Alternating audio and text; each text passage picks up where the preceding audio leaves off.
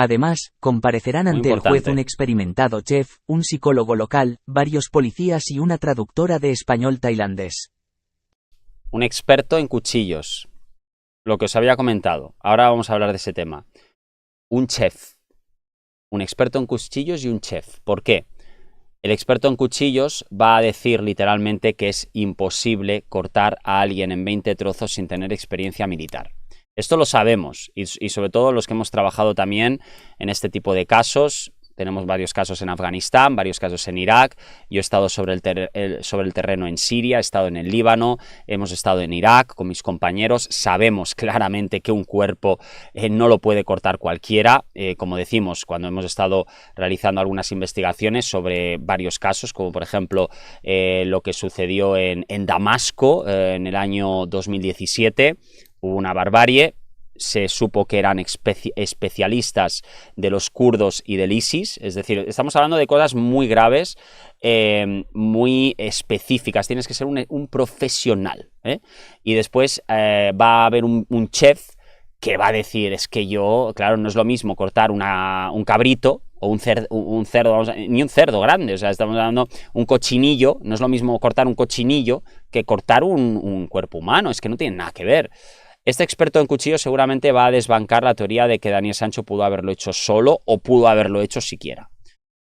Acusando, entendemos, no directamente, pero sospechando, como decimos, puede haber habido una tercera persona, sobre todo por el ADN que se encontró en un cuchillo en el que había una tercera persona. Es decir, en el cuchillo ya se sabe que había una tercera persona. Esto es lo que declarará el experto en cuchillos, que va a decir exactamente lo que os estoy diciendo yo. Una persona sin experiencia militar, y esto se sabe en los cárteles mexicanos, se sabe en los grupos terroristas del ISIS, se sabe en el grupo Wagner de Rusia, se sabe, como digo, en la guerra de Ucrania, una persona no puede cortar en pedazos a otras sin tener una experiencia brutal. Estamos hablando de una experiencia brutal militar de más de 4 o 5 años. Por lo tanto, no se puede hacer una persona cualquiera, lo va a corroborar el chef. Por lo tanto, aquí hay algo muy raro también. Y decía, ¿no? Receso en la vista después de peritos de la defensa que están indagando a ver hasta qué punto esto es cierto. Vamos a escucharlo. Tras la declaración de Sancho se produjo un receso de la vista, después de la cual testificarán esta tarde el médico forense Manuel Carrillo, que ratificará un informe que ha realizado sobre la muerte de la víctima, en concreto sobre un golpe en el occipital, y el psicólogo forense Pedro Mateo, que analizará el comportamiento y reacciones del acusado en relación al descuartizamiento. También declarará un tercer testigo de la defensa. Bueno, prácticamente el perito, como dice aquí, analizará el descuartizamiento. ¿Por qué un perito tiene que analizar el descuartizamiento? Por la teoría que os estoy comentando, que es muy raro, muy raro, yo te diría un 99,9999% de probabilidades, yo te diría yo lo que pienso. No digo que sea así, pero un 99,9999% Daniel Sancho no pudo haberle cortado solo en 20 pedazos, en mi opinión.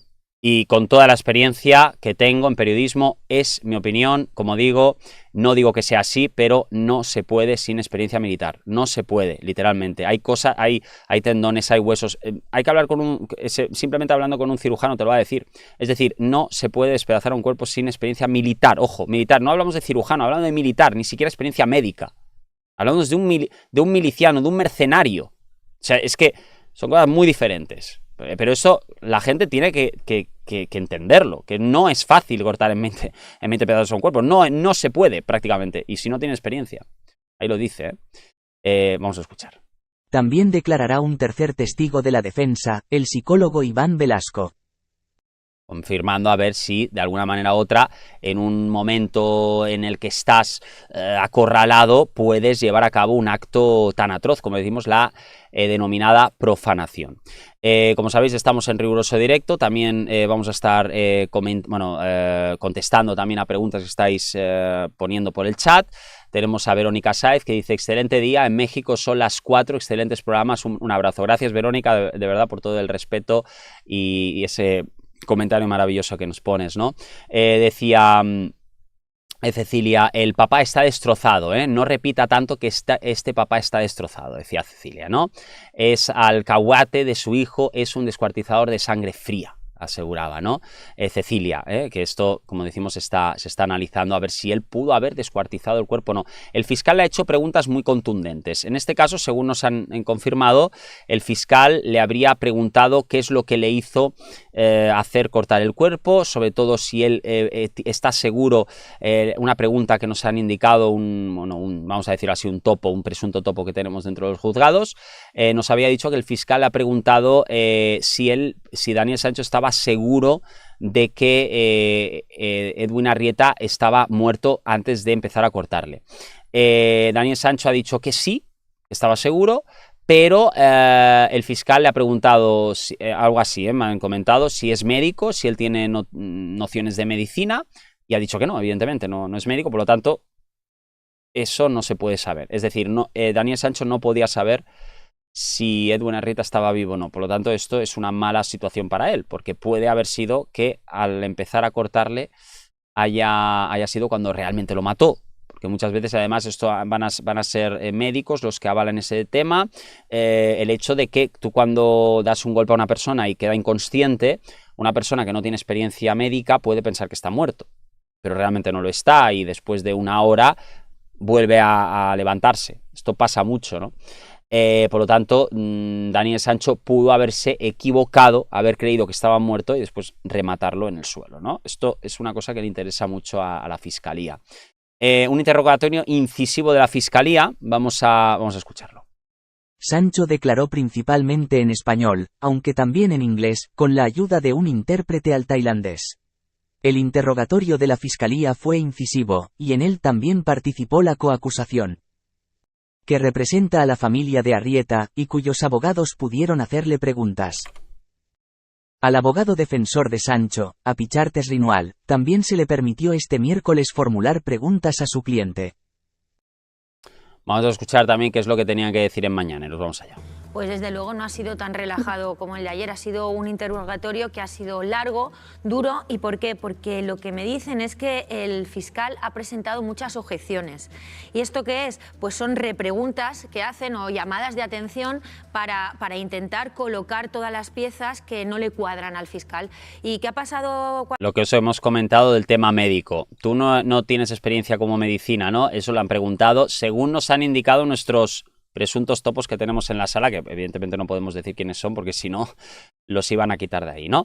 Pero como decimos, esas son las preguntas que prácticamente ha hecho el fiscal, ¿no? Ha intentado incidir en el sentido de que él no sabía, ¿no? Realmente que estaba muerto o no. Eso es lo que nos han dicho, ¿eh? Vamos a escuchar. Cuando Daniel ha intentado contestar, pues que ha habido momentos bastante duros, ha contestado a todas las objeciones, pero ha sido bastante duro, bastante largo y según nos han comentado, se ha venido abajo en más de una ocasión, es decir, cuando le han preguntado, él, para que me entendáis, como se ponía nervioso y miraba para abajo, ¿no? Como no sabía qué contestar. Decía, pero usted sabía que Edwin estaba muerto antes de empezar, ¿no? Y hacía, así hacía, como se ponía nervioso, según nos han dicho, ¿eh? Por lo tanto, eso no le ha gustado al juez porque ve que puede ser que hayan contradicciones. Vamos a escuchar. Ahí Daniel pues no ha estado tan cómodo como en la sesión de ayer, que lógicamente era quien preguntaba su letrado, aunque el juez también fue muy incisivo, pero la sesión de hoy para ellos pues no ha sido un paseo a caballo, sino ha sido algo duro con lo que ya contaban, pero el fiscal ha estado muy en su papel, ha estado preguntando, exactamente, pero sí que ha sido, me dicen, muy incisivo, muy duro y con esas objeciones que llevaba bien preparadas y muy medidas. Por ejemplo, la palabra perdón no ha aparecido en ningún momento. No, él ha dicho que sentía lo que había pasado, pero no ha... Esto lo dijo ayer, no hoy, ¿eh? Hoy no ha dicho lo siento. Hoy nos confirman que no ha pedido perdón, ¿eh? Eso ya os lo confirmamos. No ha pedido perdón porque en su intención, según él, y la estrategia de su defensa, nunca estuvo matar a Edwin Arrieta. Pero podría pedir perdón por haberlo descuartizado y desmembrado, que es lo que también dice la familia. Es decir, al final desmembrado o descuartizado a una persona donde de los Sí, eso es profanación, ¿eh? Eso es un año de cárcel. 17 partes en los que los descuartizó, solo han aparecido 8 y las familias les entregaron lo que consiguieron. Es un trauma también importante. De hecho, los padres no saben ni siquiera determinadas cuestiones. Hay que decir que, en referente a lo que tú comentabas... Muy bien, esta mujer, ¿eh? Esta mujer sabe. Gemma, hay que plantear varias cosas. La Fiscalía tenía muy claro esas objeciones. Por ejemplo, el tema de la compra de los cuchillos. ¿Por qué compra los cuchillos? Los tickets del día 1 y 2... Bueno, él dice que los compra para cortar cocos. Esto es la excusa que él pone, para cortar cocos. De agosto, donde hay algo de fruta, sandía, melón, unas uvas, pero también hubo el día 2 una compra de una sierra pequeña, de un hacha. ¿Por qué lo hace? ¿Por qué no tiene...? Para cortar cocos, según dice. Comida ni ningún objeto personal en el bungalow, pero sí en otro espacio. Mónica, son indicios, en ningún caso son pruebas de que premeditara nada. Pero son cosas que han salido durante el juicio, como también por qué se alquila un bungalow y no se encuentra... claro, seguramente el fiscal ha preguntado todo esto. Yo lo que estaba diciendo es el pálpito dentro de la sala de cómo ha sido, que ha sido una... Ahí estaba, ¿no? Ahí estaba, muy interesante. Eso es lo que tenemos por el momento. Ya sabéis, vamos a estar volviendo en esta segunda hora de programa. Muy interesante, se está poniendo todo. Y vamos a estar comentándolo, ya sabéis. No os olvidéis suscribiros al canal, muy importante, para que YouTube os avise de cualquiera de las novedades que os vamos a estar trayendo. Durante esta mañana tarde vamos a estar volviendo, como sabéis, en la segunda hora como normalizado. Así que nos vemos como siempre. Muchas gracias por venir. Por cierto, ahí dejamos a Grina49 diciendo justicia para el doctor Arrieta. Un besazo, Grina, gracias por tu comentario.